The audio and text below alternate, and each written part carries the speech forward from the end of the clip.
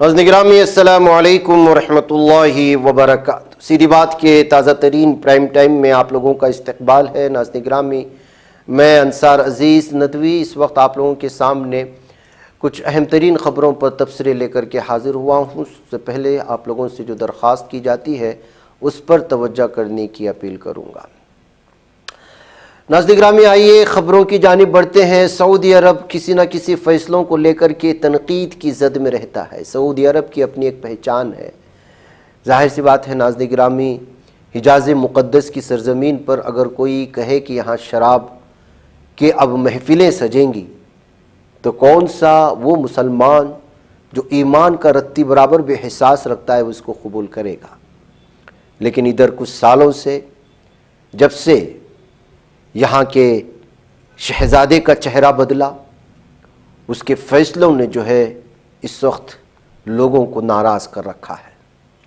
گزشتہ برس سعودی حکومت نے ملک کے دارالحکومت ریاض میں ایک شراب خانہ کھولا تھا جہاں صرف غیر ملکی سفارتکاروں کو شراب کی فروخت کی اجازت تھی۔ تاہم متعدد خبر رساں اداروں کے مطابق سعودی حکومت میں اب دیگر غیر مسلم غیر ملکیوں کی بھی شراب کی فروخت کی جا رہی ہے۔ سعودی عرب میں 73 برس تک شراب پر مکمل پابندی عائد رہی، تاہم گزشتہ برس ریاض میں شراب خانہ کھلنے کے بعد اس پابندی میں نرمی برتنے کا عندیہ دیا گیا تھا۔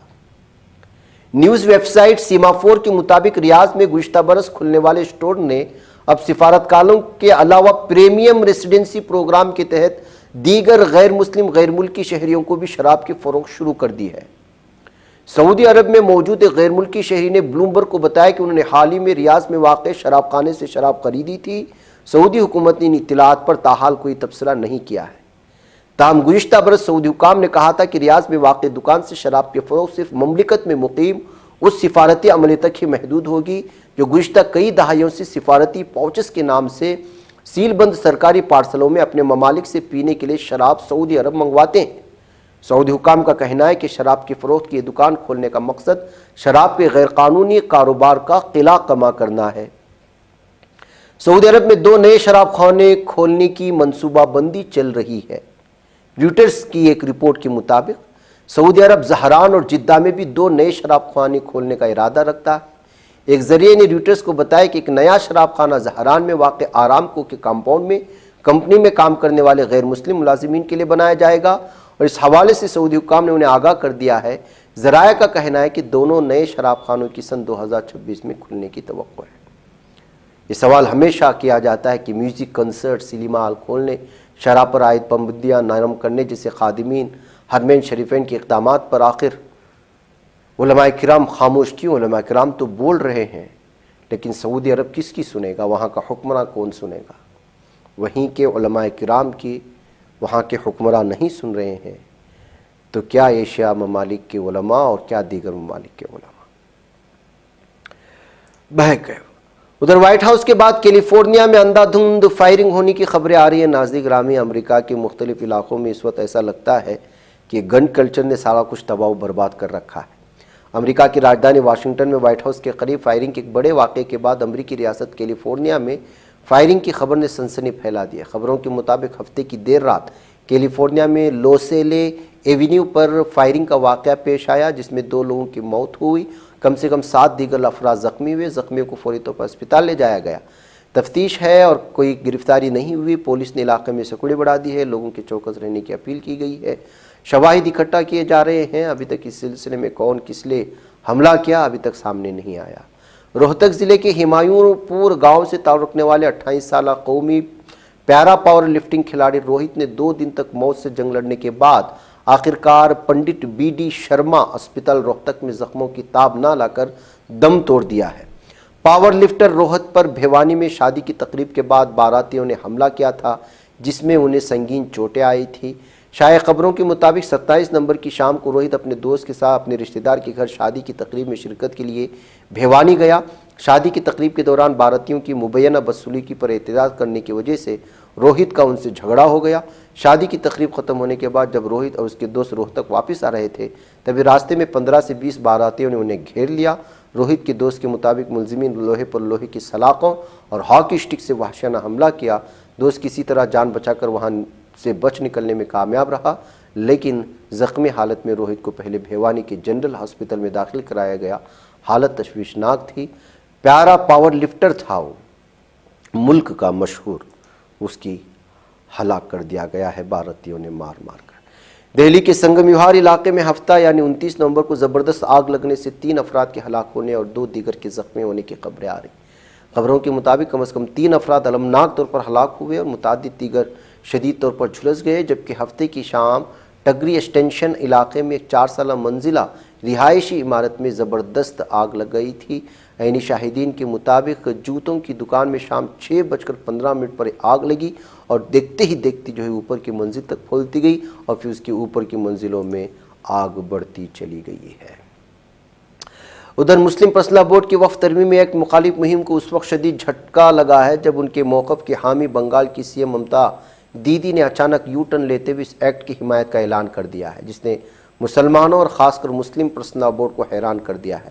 لوگ اسے ان کی انتخابی مجبوری کہہ رہے ہیں، لیکن بورڈ کیا سوچتا ہے ابھی تک اس کا رد عمل نہیں آیا ہے، یعنی کہ ممتا بنرجی بھی اب وقف بورڈ کے تئیں جو معاملے سامنے آ رہے ہیں اس میں اپنی مخالفت دے دی ہے۔ ایس آئی آر کے تحت ووٹر لسٹ کو اپڈیٹ کرنے کا عمل تیز رفتاری سے جاری ہے۔ دریں اثنا الیکشن کمیشن آف انڈیا نے 1987 سے پہلے پیدا ہونے والے لوگوں کو ایک بڑی راحت دی ہے۔ لائف ہندوستان کی رپورٹ کے مطابق اب انہیں میپنگ کے دوران اپنی تاریخی پیدائش ثابت کرنے کے لیے کوئی دستاویز فراہم کرنے کی ضرورت نہیں ہوگی۔ یہ فیصلہ بزرگ شہریوں کو دستاویزات کی غیر ضروری پریشانیوں سے بچانے کے مقصد سے لیا گیا ہے۔ 1987 سے 2004 کے درمیان پیدا ہونے والوں کے لیے 12 تجویز کردہ دستاویزات میں سے کوئی ایک جمع کرانا لازمی ہوگا۔ قنوج کے assistant district election officer Vineet Kumar Katiyar کے مطابق گنتی کے فارم بھرنے اور آن لائن فیڈنگ کا کام ضلع میں غیر معمولی رفتار سے جاری ہے۔ اب تک 50% سے زائد فارم جمع کرائے جا چکے ہیں، جبکہ تقریباً 49.2% آن لائن جمع کرائے گئے ہیں۔ تو اس طرح ناظرین گرامی، اگر آپ کی پیدائش 1987 سے پہلے کی ہے تو پھر آپ کو پیدائشی سرٹیفکیٹ یا اس طرح کی چیزیں پیش کرنے کی ضرورت نہیں ہوگی۔ ان کے لیے جو دیگر ڈاکومنٹس ہے اسی کو قابل قبول مانا جائے گا۔ ناظرین گرامی، سماج کے بگڑتی صورتحال اور بھیانک انداز میں اس وقت رشتے کس طرح تار تار ہو رہے ہیں اور یہ حالات کہاں تک جا پہنچیں گے۔ کم عمری میں بھی یہ صورتحال ہے تو اگلے آنے والے دنوں میں بھارت کا اور یہ گندگی کا نقشہ کیا ہوگا۔ ریاست تلنگانہ ونپرتی ضلع میں ایک شرمناک واقعہ پیش آیا۔ ونپرتی منڈل کے گاؤں سے تعلق رکھنے والا 9ویں جماعت کا لڑکا باپ بن گیا ہے اور انٹرمیڈیٹ کی لڑکی ماں بن چکی ہے۔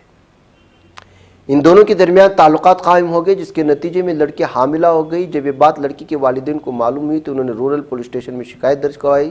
پولیس نے کیس تو درج کر لیا، لیکن دونوں نابالغ ہونے کی وجہ سے کارروائی کے بارے میں الجھن کا شکار ہو گئی۔ اس ماہ کی 14 تاریخ کو لڑکی نے ایک بچے کو جنم دیا ہے۔ آپ نے عمریں سنی، 9ویں جماعت کا لڑکا، اس کی کیا عمر ہوگی، اور انٹرمیڈیٹ کی لڑکی، اس کی کیا ہوگی۔ یہ ناظرین گرامی صورتحال ہے۔ اب اس طرح کی خبروں پر زیادہ تبصرہ بھی نہیں کرنا چاہیے۔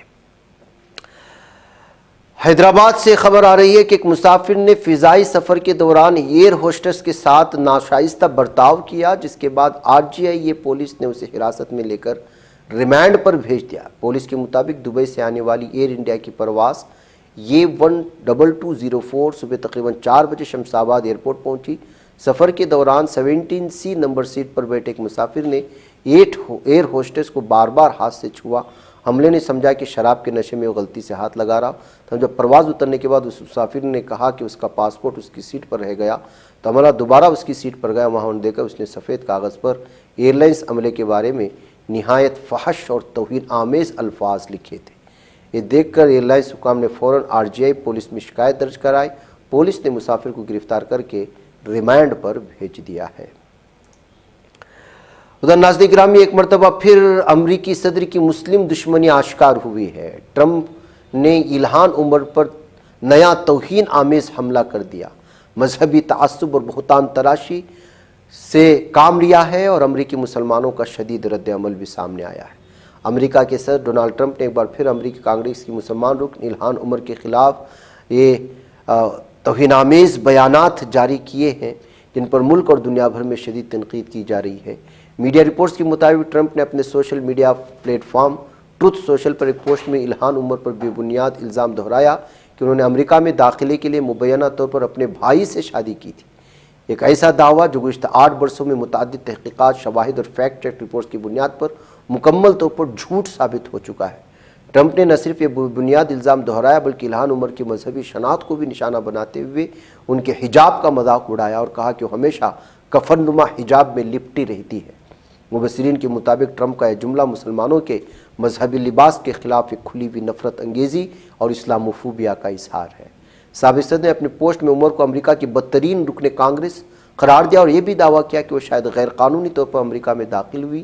انہوں نے صومالیہ، جس ملک میں عمر کی پیدائش ہوئی، کو پسماندہ، جرائم زدہ اور زوال پذیر ملک کہہ کر نہ صرف ایک پوری قوم کی توہین کی بلکہ امریکہ آنے والے مہاجرین کے خلاف اپنا قدیمی نسل پرستانہ بیانیہ بھی دہرایا ہے۔